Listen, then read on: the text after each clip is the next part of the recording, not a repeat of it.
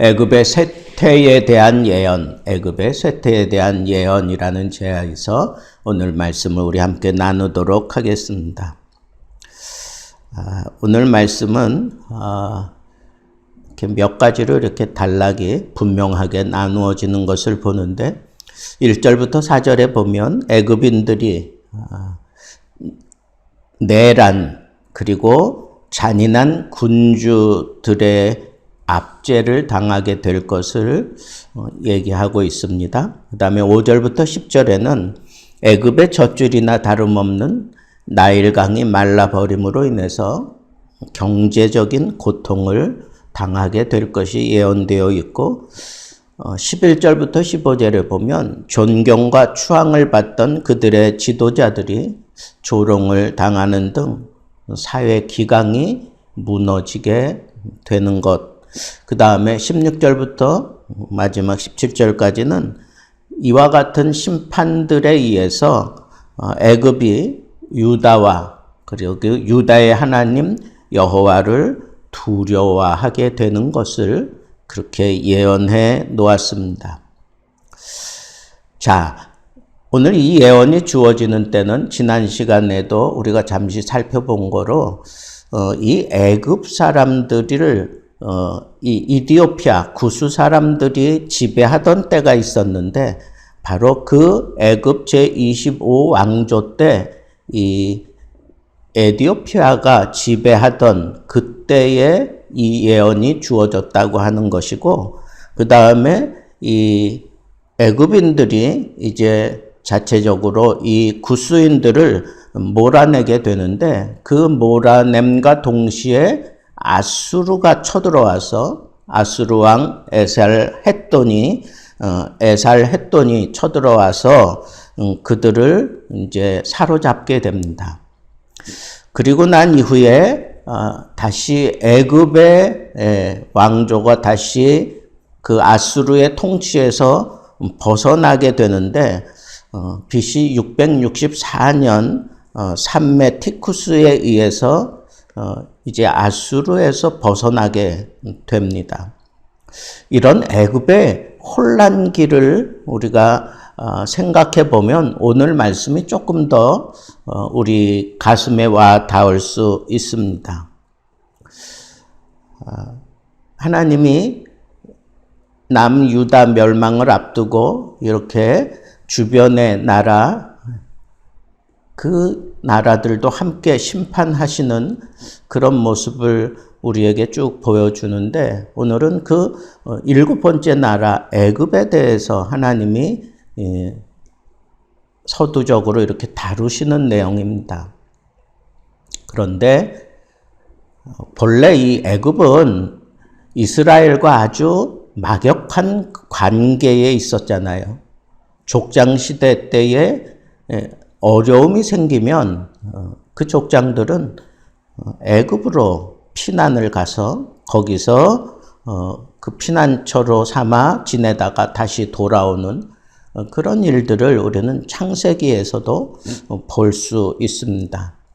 그만큼 이 애굽은 이 나일강을 끼고 있으면서 아주 풍족한 그런 생활을 했던 나라고 막강한 국력이 있었던 나라임을 알 수가 있고 그리고 그 막강한 힘을 가지고 이스라엘 백성들을 약 430년간 노예로 부려먹었던 그런 때도 있었습니다. 우리가 잘 알잖아요. 그러다가 약 430년 이후에 출애굽 하게 되고 또 출애굽해서 이스라엘 나라가 세워지고 난 이후에도 이 애굽과의 이 관계가 경제적으로 또 군사적으로 아주 막강한 그런 영향을 입으면서 같이 이렇게 대치하고 있는 모습을 우리는 성경 역사를 통해서 잘 보고 있습니다. 그래서 이 애굽과 그리고 이스라엘은 아주 막역한 그런 관계였어요. 어떤 때는 우호적인 동맹을 맺기도 하고 어떤 때는 서로 의지하는 그런 동맹 국가였으며 어떤 때는 서로 정복하겠다고 그렇게 막 힘겨루기를 하던 그런 때도 있었던 것을 우리가 잘 알고 있습니다. 그런데 그러는 가운데 이 이스라엘에게 알게 모르게 애굽의 정신이 파고 들어가요. 오늘 말씀도 하나님이 심판하시는 내용 가운데 두드러지게 앞부분에서는 애굽의 정신을 다루고 있어요. 그리고 그 애굽의 정신은 거기 기록되어 있는 것처럼 많은 그런 신들, 그죠? 그런 신들, 그 다음에 신접한 자, 마술, 우상, 그리고 요술 이런 것들에 상당히 의존하던 그런 정신을 가지고 있었던 애굽을 우리가 생각해 볼 수가 있고요. 그래서 하나님이 그런 것들로 인해서 이 이스라엘에게 알게 모르게 아주 그 우상의 영향을 많이 끼쳤던 이 애굽을 하나님께서 이렇게 가차없이 처단하시는 그런 내용을 우리는 오늘 본문 속에서 볼 수가 있습니다. 자, 여기서 이제 우리가 분명하게 가름해야 될 것은 하나님이 애굽을 치시는 그 두드러진 이유는 우상을 절대적으로 의지하던 나라가 바로 이 애굽이었다고 하는 거예요. 그러면서 이 이스라엘과의 이 막역한 관계 속에서 알게 모르게 이 이스라엘 백성들에게 그 애굽의 정신을 많이 이렇게 깃들여 놓았던 것 때문에 이스라엘 백성들이 어려움을 처할 때 어떤 침략을 당할 만한 위기가 생길 때 제일 먼저 떠올리며 힘을 빌리려고 했던 게 바로 이 애굽이었습니다. 그러니까 애굽은 상당히 튼튼한 나라였어요. 아주 강한 나라였습니다. 그래서 이스라엘 백성들이 가까이에서 이 애굽을 알게 모르게 의지하게 되었어요. 그들의 정신, 그들의 문화, 그들의 생각을 상당히 흠모하고 그렇게 받아들이고 있었습니다. 그것뿐 아니라 이 애굽에는 나일강이 있기 때문에 이 나일강이 그들의 젖줄과 같아서 그 근동 지역 모든 나라들이 애굽에는 언제나 풍성함이 있다고 생각하기 때문에 애굽 사람들을 아주 지혜로운 사람이라고 그렇게 인정을 했고 애굽 사람들 자신들도 자기들은 상당히 지혜로운 사람이다라고 그렇게 자부하고 있었습니다. 그것은 결국은 하나님 앞에 교만함에 이르게 되지요. 그래서 하나님께서 이 애굽을 치실 때 애굽의 정신을 치시고 또 애굽의 그 지혜를 치시는 것을 오늘 본문 말씀 속에서 우리가 들여다보게 된다는 겁니다. 그런데 여러분, 그런 것들이 이 애굽 사람들이 그렇게 자부하던 그 지혜는 어리석은 거예요. 왜? 하나님을 알지 못하는 지혜는 어리석은 거예요. 또 헛된 우상을 섬기는 것도 어리석은 겁니다. 그리고 그들이 요술, 마술 이런 데 의지하는 것은 이 헛된 것들을 추구하면서 자신의 그 미래를 점치거나 아니면 자신의 미래를 열어준다고 생각하는 그런 가짜 신들에게 그들이 목을 메고 살아가고 있다는 것 때문에 이 사람들은 지혜롭다고 생각하지만 실상은 아주 천한 그런 지혜자였던 것을 하나님께서 다 들추어내시고 그들을 심판하는 장면이 오늘 말씀 속에 다 들어가 있다고 하는 겁니다. 오늘 말씀을 통해서 우리가 붙잡아야 될 교훈이 뭡니까? 그것은 우리가 이렇게 각별한 사람들, 나라뿐 아니라 우리와 이 각별하게 지내는 사람들, 그 사람들이 이렇게 혼란을 겪을 때 우리는 그들을 어떤 눈으로 봐야 되느냐 하는 거예요.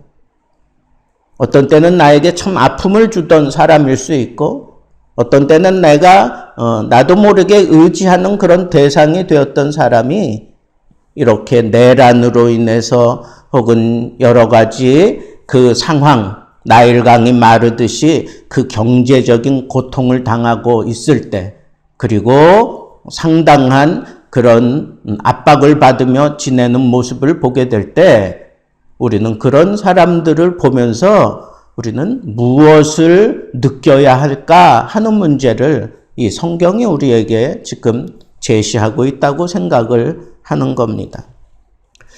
평소 아주 각별했던 그런 나라가 이렇게 무너지고 멸망되어가는 그런 모습을 볼 때 과연 우리들의 마음은 어떨까? 나에게 상당한 영향을 끼쳤던 사람, 그게 좋은 면으로든 아니면 나쁜 면으로든 나에게 상당한 영향을 끼쳤던 그런 각별한 사람이 내 앞에서 그렇게 무너져 갈 때, 하나님의 심판을 받는다라고 생각되어질 때, 그때 우리는 어떻게 그 상황을 받아들여야 될까 하는 그런 도전을 우리에게 주는 것과 같습니다. 여러분, 서로 의지했던 거예요. 가까이 있었기 때문에. 그런 의지했던 사람이, 혹은 그런 의지했던 기업이, 의지했던 나라가 이렇게 멸망에 이르게 되는 상황을 우리 앞에 보여줄 때 우리는 어떻게 해야 되느냐 이거야. 어떻게 해야 되느냐 이거야. 무작정 도와줄 수도 없고, 그러기에는 내가 힘도 없고, 그렇다고 모른 척하기에는 우리의 이 선한 양심이 부끄럽고, 이런 상황 속에서 우리는 제일 먼저 생각해야 되는 게 뭘까라고 하는 것을 오늘 본문을 통해서 우리가 분명하게 가려내야 된다고 하는 거예요. 처음에 우리가 생각해야 될 것은 하나님이 이스라엘 백성들 주변에 있는 나라들을 이렇게 심판으로 다루어 가시면서 초점을 맞추는데 우리가 눈을 돌릴 수밖에 없는데, 이 애굽은 이스라엘과 아주 각별한 그런 사이였어요. 그런데 하나님께서 그 각별한 애굽을 심판하시면서 아주 두드러지게 지금 다루는 게 뭐예요? 애굽의 정신이에요. 애굽의 정신. 여러분, 그 애굽의 정신은 한마디로 얘기하면 하나님 없이도 살 수 있다. 하나님 없이도 나는 당당하게 살 수 있다. 이 생각을 갖는 거예요. 왜? 그들에게는 막강한 지혜가 있었어요. 그들에게는 나일강이 있었어요. 그들에게는 모든 백성들이 추앙하는 잡다한 신들이 있었어요. 그게 애굽의 정신이에요. 하나님 없이도 살 수 있다. 이게 애굽의 정신이라고. 여러분, 우리 앞에서 어떤 사람이 고난을 당하고 힘든 일들이 생기고 쫄딱 망하게 되고 아니면 정말 어려운 그런 상황 속에 빠지게 될 때, 그때 우리가 유심히 살펴봐야 될 게 있어요. 그게 뭐예요? 저 사람이 하나님 없이도 살 수 있다고 그렇게 생각하며 살아왔느냐? 하나님 없이도 얼마든지 살 수 있을 것처럼 그렇게 행동하며 살아왔느냐? 우리가 그걸 먼저 가려내야 된다고 하는 겁니다. 하나님 없이도 살 수 있다.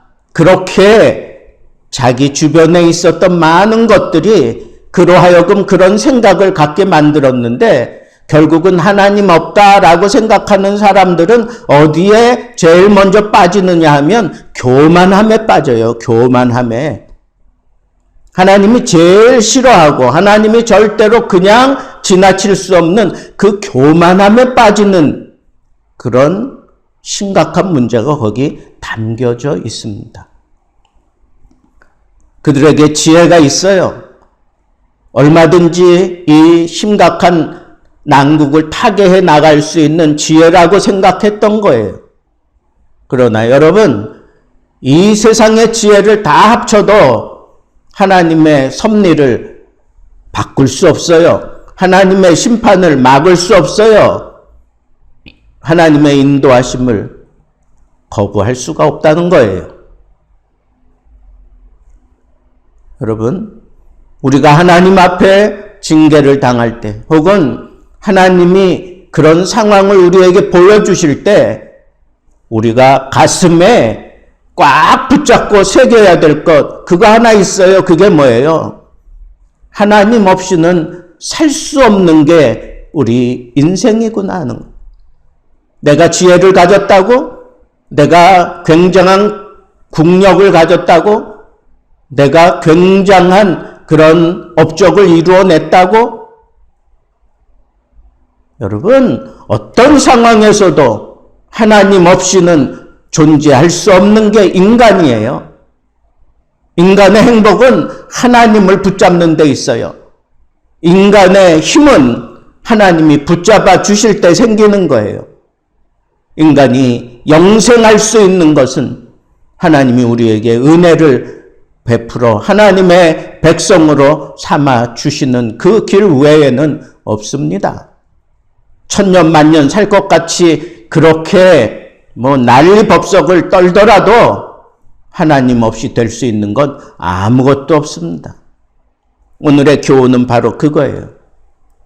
오직 하나님만이 나의 믿음의 대상입니다. 하나님만 의지할 때 나에게 영생이 있고, 하나님만 의지할 때 나에게 행복이 있고, 하나님만 의지할 때 나에게 승리함이 있다고 하는 겁니다. 애굽이 쇠퇴할 수밖에 없고 이 혼란을 겪으면서 그네들의 나라를 초토화시키는 하나님의 이 심판의 세세한 부분을 보세요. 그들이 붙잡고 있었던 그들의 정신까지도 하나님이 다 들춰내시잖아요. 그들이 누렸던 나일강 싹 말려버리잖아요. 그리고 자체적으로 자기들이 강력하게 생각하며 붙잡았던 지혜의 왕이라고 생각하는 그 사람들로 인해서 오히려 굉장한 어려움을 당하고 괴로움을 당하잖아요. 교만에 빠지더니 아수르가 결국은 그네들을 완전히 다 점령해 버리고 말잖아요. 이와 같은 일들을 보면서 우리가 분명하게 가슴에 새겨야 되는 것, 그거는 하나님 없이는 살 수 없다는 거예요. 하나님만 의지하며 살아야 되겠다는 거예요. 하나님만이 나의 하나님이다 라고 고백할 수 있는 그런 믿음이 나를 강하게 하고 이 세상에서 가장 강력한 힘이다 라고 하는 이 사실을 붙들고 여러분들의 남은 생에 하나님 붙들고 하나님만 의지하며 살아가면서 하나님으로 말미암는 놀라운 복과 은혜와 사랑과 행복을 누리며 살게 되기를 우리 주님의 이름으로 축복합니다.